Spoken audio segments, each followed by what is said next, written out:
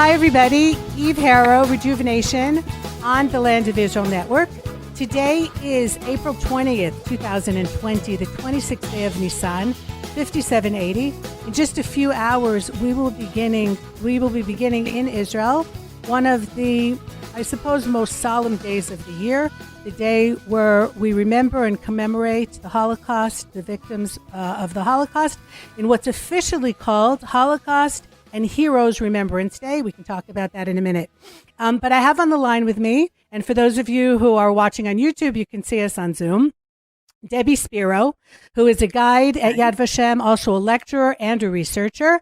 And full disclosure, I've known Debby for a very, very, very long time, next door neighbors with my late in-laws, and also now related because for those of you who remember the outstanding physician, Dr. David Applebaum, who was murdered with his daughter Nava on the eve of her wedding in September of 2003. So that was Debby's brother-in-law. And not long after, my nephew Gabi married Debby's daughter Atara, and Nava's wedding gown was their chuppah. So we are tied in many, many ways. A lot of joy. And living in Israel, there's the other side of it as well. So in the days where I actually guide and I get to Yad Vashem with my tourists, so very often I see Debby, who's there very, very often, and that's the main thing that she does. And I asked her to join me today on the eve of Yom HaShoah to share some of the personal stories, some of the things that she has seen as a guide in Yad Vashem that otherwise those of you listening would not get a chance to hear. So Debby, thank you so much for joining me today. Thank you. First of all, how long have you been guiding at Yad Vashem? What came first? The research, the lecturing, the guiding? It all kind of came together? One led to the other, I would say. Okay. It started with guiding Yad Vashem, the new museum of Yad Vashem. I don't know how many of you have been to the new museum. Perhaps some of you have only been to our older museum. But the new museum opened in March of 2005. And a year later, in April of 2006, they opened their first guiding course, and was actually given in English. And that was a course that I took. And so I've been guiding ever since. So I've been guiding since, I actually started guiding in the summer of 2006. So that's just about 14 years ago. Wow, that's a long time. For a while, they asked me if I would be willing to begin giving lectures around the country. And I was more than happy to do so. I also lecture from time to time in the States. And the research actually was a very interesting side benefit, you might say, of the guiding. Yad Vashem works very much in conjunction with the EU in terms of Holocaust commemoration. They have available to them for Holocaust research, for Holocaust commemoration, and they also have access to some of the greatest Holocaust archives because, after all, that was the scene of the crime. Right. And right. Years ago, there was a joint conference between the Archival Film Footage Department in Yad Vashem and the Archival Film Footage Department of various government institutions that are under the auspices of the EU. For example, the Bund Archive of Berlin. And I was asked if I would guide that group through the museum. And I said, certainly, I'd be very happy to guide them, but I'm wondering if you would also allow me to participate in the conference just as an observer. And it was such an incredibly fascinating experience to see all of the archival film footage that exists in archives such as the Bund archives in Germany, in the Russian archives, in the French archives, even what Washington has access to that we don't have in Yad Vashem. It was eye-opening. Now, why, for those of you who don't know, Yad Vashem is, whoops, we're getting internet problems. You there, Debby? These films. How come Yad Vashem doesn't have a copy of them? Has it not asked? Is they've been asked and not? I approached the head of the department in Yad Vashem and I asked her if Are you back? Yeah. We got a gremlin today in Zoom, but okay, we're doing all right. Yes. And I asked if I could possibly work for them as a volunteer in their department. I wanted to work as a volunteer because simply I didn't have enough hours left in my day to commit to any specific amount of time. but I've been working in the film's archives as a volunteer and as a researcher and as documenting for quite a number of years already, and it has been a very fascinating aspect of my career. I even accompanied a family to Poland last summer in the wake of one of their family films that we had been asked to research. It was a film that was taken of the surviving film documentation that we had of Jewish life before the war in Platsk, and it was only 2 years before the war. And it was a fascinating film. It was a fascinating experience. So You know, yeah, I mean, people. Yad Vashem, Yes, you're there for life. yeah. So, I would imagine that people are listening. Many people, of course, are familiar with the Holocaust, have probably been to a Holocaust museum. There are many. I've been to Los Angeles and Washington, D.C., New York City, Berlin, etc. But Yad Vashem is unique, first of all, in that it's in Jerusalem. And I have found it unique in the fact that it also tries to find out about the life that existed before the death. Meaning a lot of the focus, of course, is on World War II and on the 6 million who were killed and on the camps and on the concentration camps and on the Nazis. But there is such rare, as you're saying, rare footage and rare pictures from before the years.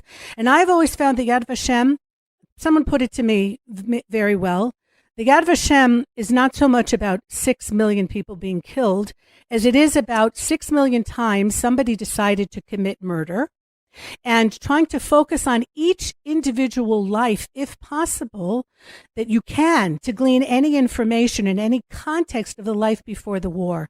And therefore, there are videos all over the museum of survivors giving testimony and pictures that were painted by people during the course of the war, really giving a sense. And even the film, and there's a story that I'd actually like you to tell my listeners, because the museum itself opens with a film of life. So perhaps you can give a little story, a little more detail about the very beginnings of Yad Vashem, physically when you walk in. Oh, you mean how it was structured, how it was designed? No, why it is that it starts off with a film of the life in the shtetls, and there was something that you had mentioned to me of someone who saw that film while you were with him. All right. Well, I've had actually a few interesting experiences watching that film. But what happened was, for those of you who may have been to our old museum, which was established already through a law passed by the Knesset in 1953, the old museum of Yad Vashem made no reference at all to the rich, teeming, diversified lives of the millions of Jews who lived across Eastern and Western Europe before Hitler's rise to power in 1933. For 1,000 years. For a millennia. For 1,000 years. Yes, absolutely. 1,000 years.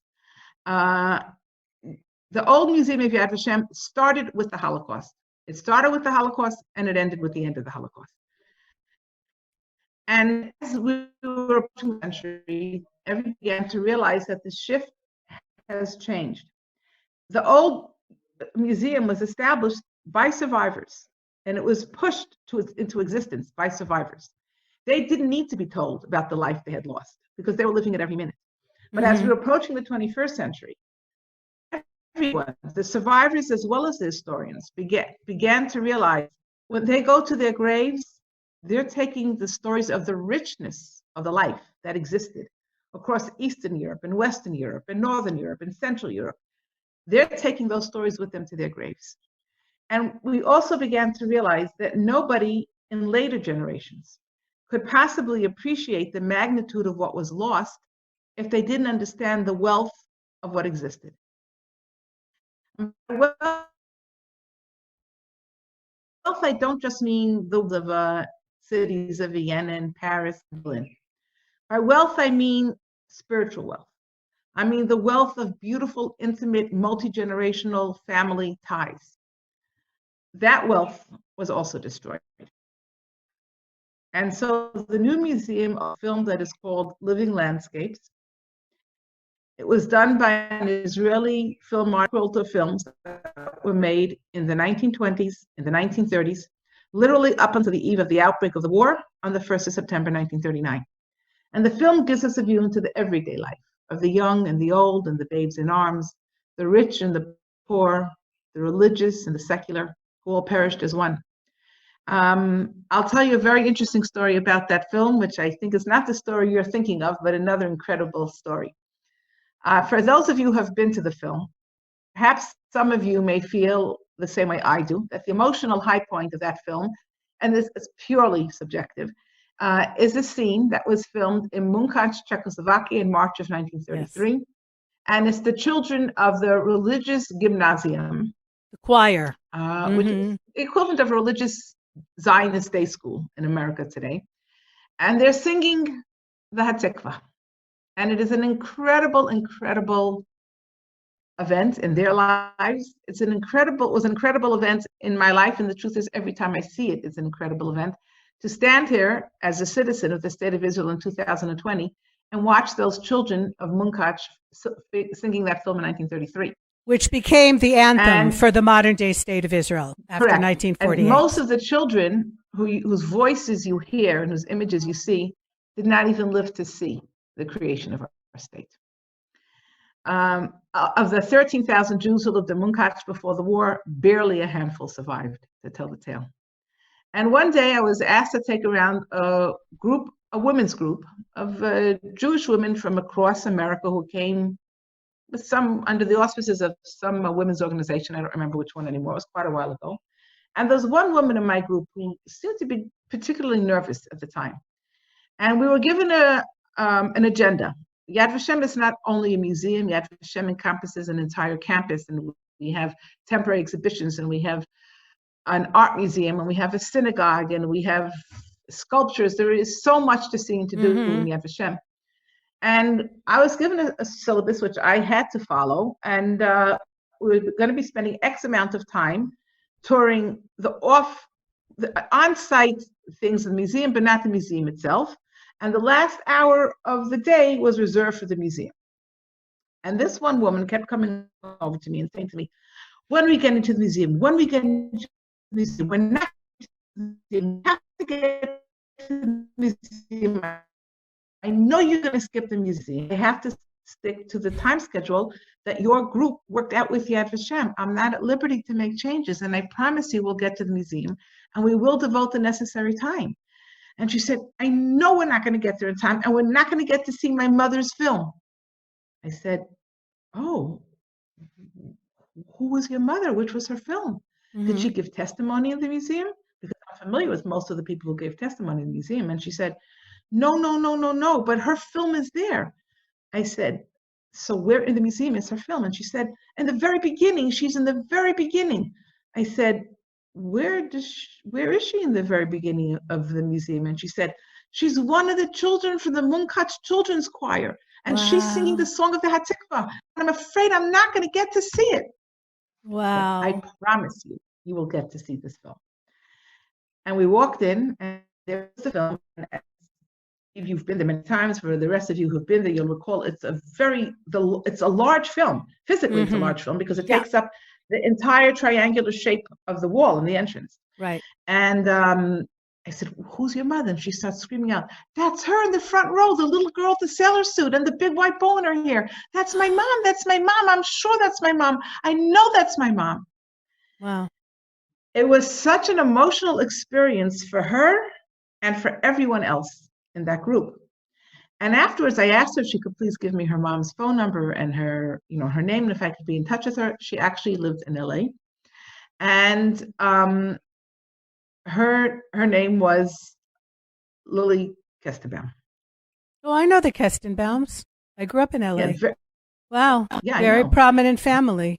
Yes. Very, very big donors to Shaare Zedek Hospital. Yes. In fact, I'm not sure, is the name Lily? The Kestenbaums, they recovered after the war, worked very hard, and were huge philanthropists to so many Jewish causes. Yes, very much so, still are. And amongst the Jewish causes that they supported was Shaare Zedek Hospital. And Shaare Zedek, in fact, the entire first floor, when you walk into Shaare Zedek, is named after Mrs. Kestenbaum. And I called her up, and I just, I introduced myself. My name is Debby Spero. I'm a guide in Yad Vashem. And she said, "Debby Spero? You were David Applebaum?" who, of Wow. course, you just mentioned in your introduction. I said, yeah, he was my brother-in-law.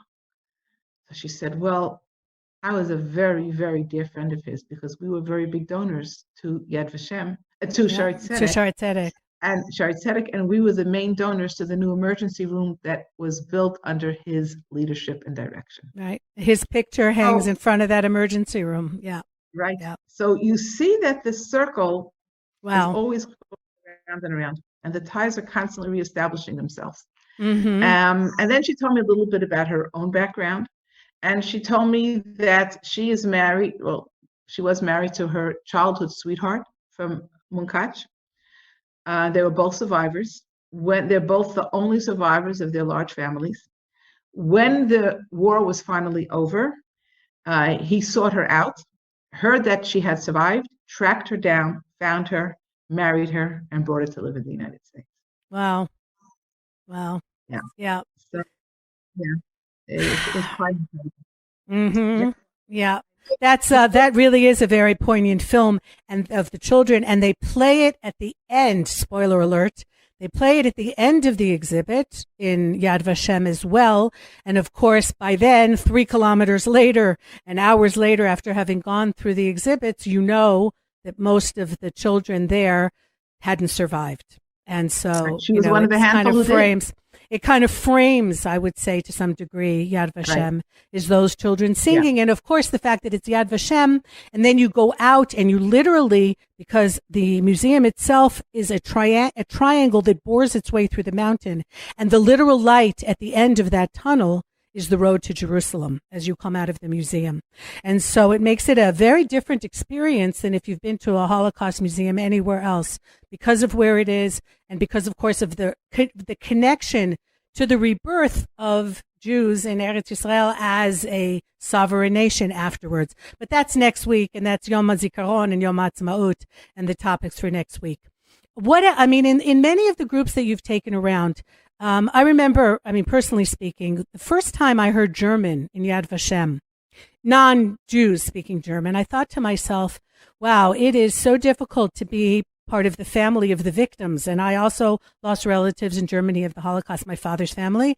But what must it be like to go through Yad Vashem as the family of the perpetrators? What's done with the Nazis in the museum, because they're part of the story, but they're not highlighted, is they're in black boxes. So they're there, but they're not front and center because they are part of the story. So here you have people that come in who maybe those are their relatives in the black boxes, or definitely it's part of their national memory, heritage. I don't know what else you would call it. Have you had the opportunity to guide people through Yad Vashem where to guide Germans in particular, or Poles, let's say, where it has to have been a very difficult experience for them, even maybe more than for you. How does that work exactly?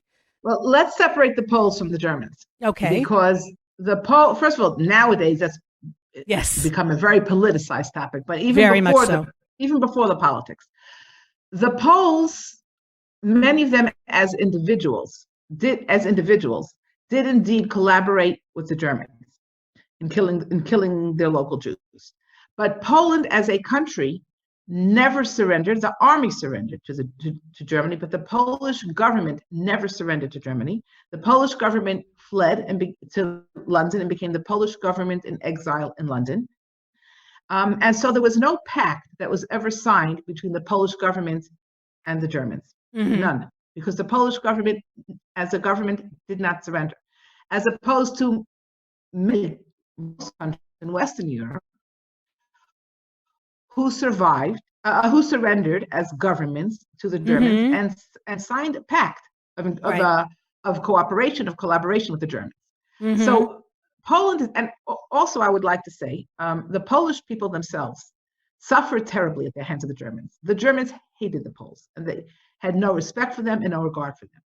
Your average Pole who walks into the museum, and I've taken a number of them through, they do not at all, correctly or incorrectly, but they do not at all see themselves as perpetrators in the Holocaust. Mm-hmm. And they don't walk in with any guilt whatsoever. If you think that the Poles feel guilty about what happened to the Jews in Poland, big mistake. No. They so do not. There are some today who are engaged, many I would say, who are engaged in Holocaust research in Poland. They do an outstanding job, by the way. Some of the best Holocaust researchers are the Poles. Some of them do it out of a genuine sense of caring about what happened to all these millions of people who used to live in their country. Many of them do it simply because the EU pays a lot of money to historical researchers who are willing to engage in this subject. Really? So let's leave the Poles out of this conversation, not because it's not a fascinating topic in and of itself, but because I would rather focus more on the Germans. Because nobody could ever say that the Germans were not perpetrators. No German Right. can back off from that accusation. They'll tell you enough, we heard enough about it already, but no German can say our country didn't start it, was not the one who started it. Although, by the way, I once had a group of international students, very nice people from all kids, university students from all around the world. And one of them was a very good girl, and she came over to me afterwards and she was crying and she said, I have to tell you that I'm very offended by some of the things you were saying and how you were saying them. And I said, I'm sorry that I offended you. Why? What did you find offensive? And she said, well, I'm German and my whole family is German. And you keep talking about the Germans who perpetrated the Holocaust against the Jews, but it wasn't the Germans, it was the Nazis. So I said, aha, and what nationality were the Nazis? What language did they speak? What culture did they have? Which country were they citizens of? Well, Germany, but that's irrelevant. I said, why is it irrelevant? I said, there was no country called Nazia. There was a country called Germany. The German people voted Adolf Hitler into power. The German people supported him. The German people fought his battles. The German people carried out all of his ideas and ideologies and contributed to them. So she says, well, that makes me feel very bad. It makes me feel like I come from a country with a very evil background. Well, hello. But you do. I said, That's but right. you do. I said, and I'm sure it does make you feel very bad. I said, my father was born in Poland and he lost over 90 members of his immediate family. I said, and that makes me feel very bad. But neither one of us can change our past. You cannot change the past of the German people. I cannot change the past of Polish Jewry. I said, but maybe together, if we confront the truth and we confront reality, maybe together we can change the future. And she was quiet. She accepted it. But I would like to share with you, I find that most of the times when I take Germans through the museum, and I've taken top members of today's German army, thank God not called the Wehrmacht, but whatever they call their army today. Right. I've taken mayors of German cities. I've taken many major members of the German Air Force. I've taken your average German family, the entire gamut. And some of them are a little bit more forthcoming in being apologetic. Some of them are a little bit more, especially the younger ones, are more open to conversation, to talking about it. But some of them, particularly the older ones, are very reticent. The Germans are great at suppressing their emotions, not only to the outside, but to themselves. Yes, I have a German-born father. I know that very well. It's the personality. So, yes. When they walk now and then, you'll have a German who breaks down and cries. But most of the time, they walk through completely poker-faced. You cannot read an expression on their faces. Not sadness, not grief, not anger, not guilt, nothing. And they're very polite. And if any of you have been to the Cinematheque in Jerusalem, you know that they have a very eclectic group of films that they're constantly showing. And they very often will host seminars or like a period of a week at a time, just dedicated to Holocaust films. And very often I go to watch them. And there was one film that was done by a young German. He had done his doctorate in the subject, and the name of the film that he made was called "And Then Came the Jews," and was all about Auschwitz. And it was a very powerful film. And afterwards, he had a session of questions and answers. And I said to him, I said, I work in Yad Vashem, and I find that it is a very interesting phenomenon that when I guide Germans through Yad Vashem, I don't get any sense of how they're reacting to what we're showing them, to what we're telling them. Completely stone-faced. And I'm always wondering, what is it that they're thinking? And he said something very interesting to me, which was a very big eye opener. And he said, well, you have to understand that when people like myself or people who come from Germany, anyone who comes from Germany, comes to a place like Yad Vashem, and they're guided through the museum by someone like you who has a Holocaust background, we never know what it is that you are thinking. Are you thinking that we, the younger generation, are responsible for the crimes of our elders? Are we responsible for what happened in the past that took place before we were ever born? Are you wondering what role my father or my grandfather had in all of this? Are you wondering what my German relatives took from your Jewish family? And I had to answer him honestly. Mm-hmm. Yes. I am wondering these things. Mm-hmm. I am wondering things. I absolutely will never lay any blame on a person growing up in the post-World War II era for the crimes that were perpetrated before their birth. Never. I do not attribute any blame to them whatsoever. I have no anger towards them. But yes, I often ask myself, where was your family during the war? And it made me understand their perspective. Right. And the truth is that when I have young German groups, and not young like teenagers, but I would say like late 20s, early 30s, and they're much more open to talking. And many of them will talk very evocatively about how they feel this need to compensate for the horrors of the past of their country. Yes. And they'll talk about it a lot. And they talk always about collective guilt of the German people. Never in 14 years. You never, and this is a phenomenon that's familiar to people who engage in Holocaust studies and research. The German people, almost without exception, will never talk about the culpability of their own family members. Those stories are always still swept under the rug, locked up in the vaults in the city.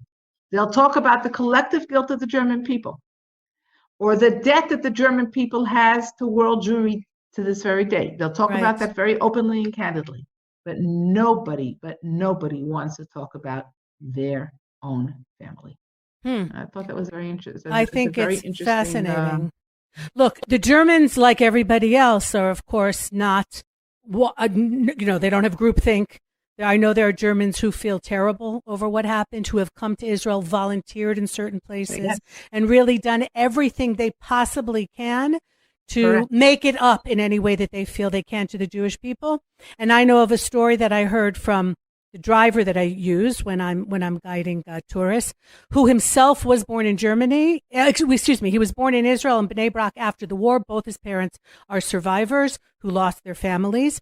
And so he speaks fluent German. He grew up in a house speaking German. And he was driving Germans once who were very obnoxious. And he had a very interesting conversation with them where they admitted that they have trouble coming to Israel and seeing how Israel is flourishing and how the Jewish people are flourishing, because within them somewhere was this little spark of, well, we finished with the Jewish people and that should be that.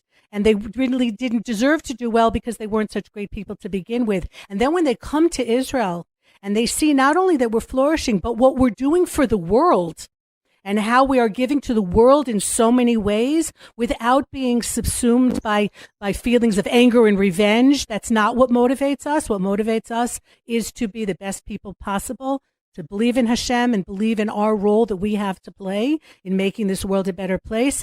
It is tremendously difficult for them to swallow that and to try and balance that with what they had been taught about who the Jewish people really were and why maybe it wasn't such an awful thing that happened in World War II. So it's a totally fascinating subject. But to get back to specifically to Yad Vashem and to what you do there, are there any stories that stand out of people that you have guided that really, to this day, you'll never forget, gave you the goosebumps, gave you shivers? There are many. Sure.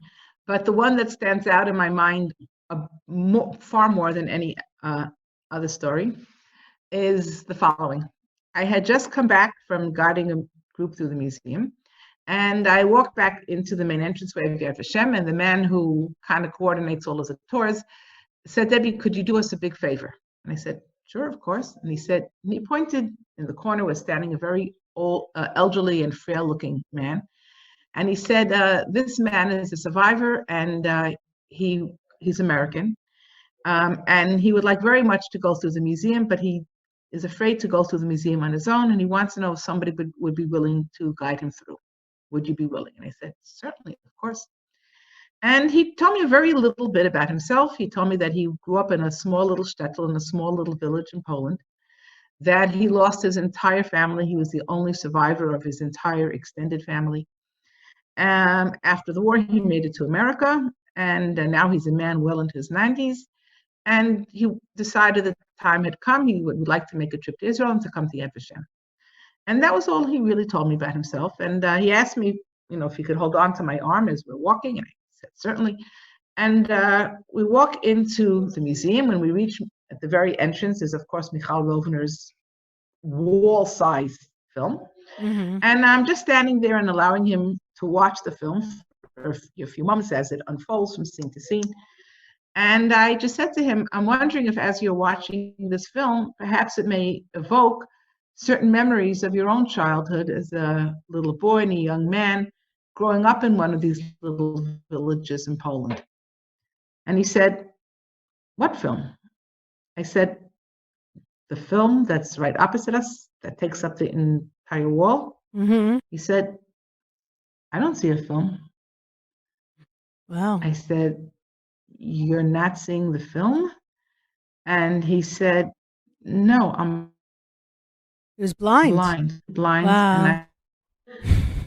And I and you had obviously had no idea. Wow. I said, I had no idea. All he told me was that he was a survivor from Poland. And I said, I'm sorry to hear that. I said, so what would you like to hear about as we make our way through Yad Vashem? Mm-hmm. And he said, nothing. I said, is there nothing at all that I can tell you about? Can I tell you about our museum? Mm-hmm. Tell you about stories that we have that come from the town, if not your own town, then towns similar to your town? No, I did not come to hear one thing. So I said, well, perhaps you'd like to use the time by telling me about your life, because sometimes survivors prefer talking to listening, and the truth is they have much more to teach me than I can ever possibly tell them. Right, of course. I said, perhaps we can utilize the time by your telling me about your family, your shtetl, your life. No, I didn't come here to talk. So I said, okay, so how can I be of assistance to you today? Said, and to the other, I don't want to see anything and I don't want to hear anything. I said, of course, I'm here to do whatever is beneficial to you. But can I just ask you, why is it that you wanted to come here so badly? And he said, not a single one of my family members has a grave. Every single one of them, my grandparents, my parents, my siblings, aunts, uncles, cousins, neighbors, friends, every single one of them was cremated, reduced to nothing more than a heap of ashes strewn across the hilltops of Poland. There is not one grave that I can go back to mourn at that grave. Oh. And so I've always known in my heart that the only grave that my family has is Yad Vashem. That Yad Vashem encompasses the graves of every one of the 6 million Jews who perished in Yad Vashem and in the Holocaust, and that includes my family as well. Mm-hmm. And I'm in my 90s. And I know that I don't have that much left to live in this world. And I always knew that I could not possibly leave this world without making this trip to Israel, to Jerusalem, and simply walking from one end of Yad Vashem to the other, to feel like I have visited the graves of my family members. Wow. And when we came out of the museum, and we come out on this balcony with this magnificent view of Jerusalem, which he couldn't see either. Right. I saw that he had tears in his eyes. They were streaming down his face, and he said, I just want to thank you. For the first time in all these years, you gave me the opportunity to be at the graveside of my family. Wow. Thank you. Wow. That is one story that I will never forget. Mm-hmm. I can see why. I don't think any of us who just heard it will forget it either. You know, in these days now with the pandemic and hearing about death all the time, but we know people are going to have a grave with all the grief. Someone at some point will be able to visit them, will be able to pay their respects, have the memories. And that is maybe one of the aspects of the Holocaust that we don't think about, is that for many people, they don't have that. When I take people up onto the Mount of Olives and we look down at the magnificent view of the old city and the old Jewish cemetery beneath us, many of the graves have more than one name on it. And I very often have to explain to people that the person buried there took the opportunity and asked that on his own gravestone be chiseled in the parents, the grandparents, the siblings, the cousins, wherever there's room for relatives who have no grave, so that at least when people come to visit his grave or her grave, they will also have a chance to pay respects to those who don't have a grave. It's really not an honor, but it is something very special to have a place of burial. And these days, I think many of us don't even think about that. But we have millions of relatives who have no place where they were ever properly given the respect in any way that they deserve. So that is quite a story. We don't have very much time left before Zoom goes out on us. Any other one you had mentioned to me? I know that there was one of the temporary exhibits a few years ago on women in the Holocaust, I believe, and that after that temporary exhibit, you made a couple of things. I know there's one thing. There's the cookbook that I always point out to people, that two women had wrote the same cookbook. That's how they found each other, is because someone knew of a woman who had the same cookbook written down on a little piece of paper, I think in Australia, that she saw in the museum, and that's how they connected these two women. It's the flag. Oh, but tell me about the flag. Okay. But the story you're telling is the story of the flag. Oh, that's the story of the flag. Okay. Sits on top of the cookbook. Okay. In the same case. Yes. Yeah. Yeah. Okay. We have there's one section in Yad Vashem, a display area. It consists of about 8 or maybe 10 glass windows. Mm-hmm. And in each window is a very specific artifact. And we refer to that collection informally amongst the guys. We refer to that section as Va'af al Pichein, despite everything. Mm-hmm. Meaning what? Despite all of the hellish conditions that were so overall pervasive in the camps, somehow or another, so many of the prisoners in the camps managed to find one way to hold on to just one small aspect of their own personal humanity. Be it a woman who worked in an armaments factory and secretly fashioned out of a piece of scrap metal a very rustic comb, so when she woke up in the morning, she could comb her hair to still feel human when she walked out the door back to the slave labor in that same armaments factory. Be it a shofar that was smuggled in at tremendous risk to the life of the person who made the shofar, the man who smuggled in the shofar, because holding on to the religious values is more important to them than life itself. Mm-hmm. Every single artifact in that exhibit tells another incredible story. And to the cookbook, right over the cookbook, in fact, is a remnant of a Nazi flag. It's bright red. That was the Nazi flag. And on that flag is embroidered in many different handwritings, so to speak, the names of all of the women who were prisoners in a particular barrack in a German camp called Ravensbrück. Ravensbrück was a German camp for women. It was a horrific camp. Many of the women were subjected to horrific medical experiments. They were worked to the death.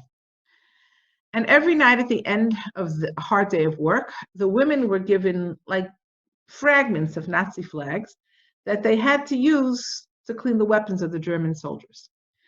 And one night they decided that they took one of these fragments, it was kind of like in a triangular shape, and each woman embroidered her name into that flag. There's a woman there, for example, whose name is Hedy Voigt, who was a Dutch non-Jew who was imprisoned in Ravensbrück because she used to smuggle Jewish babies away from under the Germans as they were deporting the children to their deaths in the death camps. To save them. Grab the babies out of the mother's hands and quickly bring them off to members of the resistance movement, hide them, and save their lives. And she was eventually caught. Her name is on that flag as well. And there's one woman whose name is on that flag, whose name is Judith Tauber. Her maiden name is Tauber, and her married name is actually now Afrochtig. She survived the war. She was a Hungarian Jew. She survived the war, and she came to settle in Israel. And after some time, she decided to donate this flag to Yad Vashem. And we've had it on display for quite a number of years. And one day, a group of Australians, now would like to mention that after Israel and the United States, Australia has the highest percentage of survivors. Most of the Polish survivors in Australia settled in Melbourne. Right. Most of the Hungarians. And there was a group that came in from Sydney. And in Sydney, there's a very wonderful Holocaust museum that was established by the Hungarian survivors who settled in Sydney. And this group comes in, and they're hearing the story of this red flag. And one of the people in the group says to the Yad Vashem guide, "That is so interesting. We have the exact same flag in our museum in Sydney." Wow. And we said, that was odd. And so the guide came back and reported it. And the story eventually reached the head of the artifacts division in Yad Vashem. And so the head of the artifacts division contacted Judith Afrochtig, who, thank God, was still alive and well, because she was the one who had donated the flag. And they told them the story that had just transpired. And they said, "Is this possible?" And she said, "Is it possible? Yes, it's possible." And she said that when they were liberated from the camp, she and her best friend, who was also a Hungarian Jew who survived together with her, they tore the flag in half. In half. Wow. And each one kept the half that had the half of the flag that had their name inscribed on it. Their ways went off in very opposite directions. One moved to Israel, one moved to Australia, to Sydney. Communication in the 1940s was not what communication is today in the 21st century. And they simply lost touch with each other. I wanted them to travel that very long trip between Israel and Sydney. But Yad Vashem brought Judith Afrochtig to Yad Vashem, and they reunited her by phone. Wow. With her dear friend in Sydney, wow, who had donated the flag to the museum in Sydney. Huh. So eventually they were reunited. One of Yad Vashem's most sacred goals is to reunite people, to reunite family members, to reunite friends. We have reunited brothers and sisters who each one never knew that the other one survived, because one was locked behind the Iron Curtain and the other one made it, for example, to the freedom of Canada. And only generations later did their grandchildren make that connection through our pages of testimony in our database of the names of victims of the Holocaust. We have reunited many people in many ways. In my work in that film on Platz, we succeeded in reuniting the members of the Bomzin family with the Polish daughter who lives in Platz to this day, of a cousin who they never even knew survived. Wow. They had no idea that this cousin had survived. They had no idea that she had a daughter and a granddaughter living in Platz today. And we were able to reunite them through testimonies. So people should not give up. I mean, if somebody's listening to this show and knows survivors, people should not yet give up on giving in information. People should be, first of all, if someone knows a survivor, give as much information as you can, even if they never did before. But grandchildren and even great-grandchildren at this point who are putting information that they know are finding long-lost relatives or getting information. And the clock is ticking on our survivors. I mean, not just with Corona, we're hearing about it more every day. I believe 100 survivors pass away. And some of the most tragic stories that we're hearing in the last few weeks are some of the survivors who've, lived to their 90s and went through so many things and were felled by this pandemic. One of the saddest things I heard here in Israel is one who died by himself because they were afraid to let the family come in. And here this person, after everything they went through, died alone. And so there is still a light here, though, to get the word out, to get the testimony out, and still, as you said, to reunite people and to bring family members or friends together who didn't even know that the other one had survived. And it's the work that Yad Vashem is doing is so, so important. And the work that you're doing and showing people with sensitivity, and I know context for who they are. I'm sure you never give the same tour twice because it depends who you're with. And what you feel. Yeah, well, you're not going to stand there for a week with them. You have 2 or 3 hours, and you have to point out in the museum what's going to touch them, what's going to resonate for them. And of course, it's going to be different from everybody based on their background, their ethnicity, their religion, whatever it is that they're coming for, so that it will become their profession. Exactly. The teachers, there's a whole educational arm in Yad Vashem that many people are not aware of. How do you teach the Holocaust to Puerto Rican kids? In New York. And there is, in that sense there's an entire international school of Holocaust studies at Yad Vashem that does exactly that. Exactly. It trains educators, and it educates educators on how to educate school children. Because we're already seeing... Literally all around the world. Well, because we're already seeing, for years, the denial. And not just the denial, but some of the, let's go again, some of the round 2. And with the world in a situation that's very unsure and very unstable, with people who are unemployed and unhappy and angry. This is fertile ground, once again, for the most ancient hatred that we know of, which is anti-Semitism. And we know how it can end, not just with, and they're bad enough as it is, some slurs or, saying something not nice to somebody. But I think Yad Vashem shows how it can end in a way that would have been unfathomable just a few decades ago, but was unfortunately way too fathomable. We have to make sure that never happens again to anybody.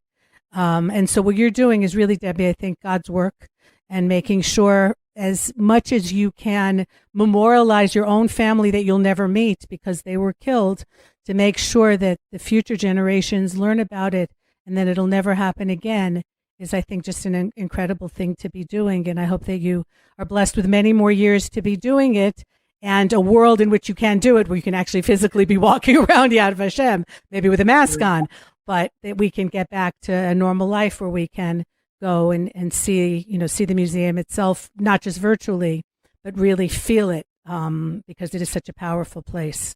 So thank you again for taking time today. Thank you. And wherever you may be, you're going to be hearing this on Yom HaShoah v'Gvura, topic for another show, about why it's also heroes, and we're not just victims, but many, many heroes that came out of the war, and people who did beyond what any human could think possible to do in order to strike back against that evil. And that's something that we still all can do, is when we see evil, take a stand. That is still very much an individual right and need, and of paramount importance to do still in today's world. So I hope that is it a meaningful day wherever you are, that we think about that. And for all that we're so much separated from people that we love now, and how difficult that is. I know for you with your children and grandchildren, for me as well, haven't seen them and hugged them in a long, long time. My grandchildren, they live in That's right. But they're there. They're in the world. Thank God the people that we love are in the world. We're distanced from them, but it's not like what happened, a few decades ago, where people were gone and people were gone. So thank God it is not like that. So let's keep a perspective and keep things, in proportion to what's happening, and go back to better days. So thank you again, Debby Spero, lecturer, researcher, guide par excellence at Yad Vashem. Thank you, everyone, for listening. I know it's not an easy topic, but as we're learning, so that's sometimes we have to get into not easy topics. And for many people, the Holocaust Day is every day. For some of us, at least once a year, we can think about what happened, make sure that it never happens again. And really, there'll be a siren going off in Israel at 10 o'clock in the morning, where everybody takes a moment of silence and thinks about the probably more than 6 million who were killed for no more guilt than they were Jews.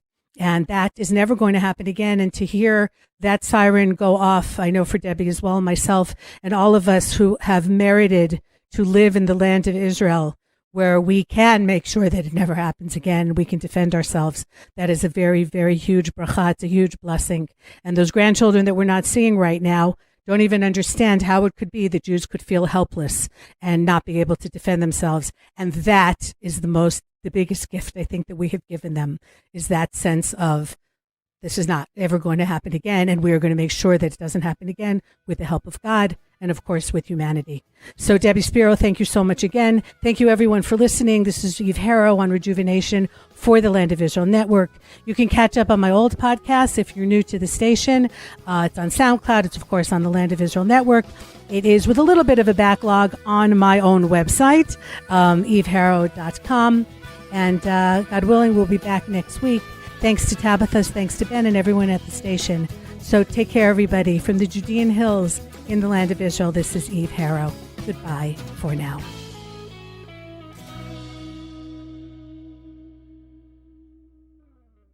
You're listening to the Land of Israel Network at thelandofisrael.org.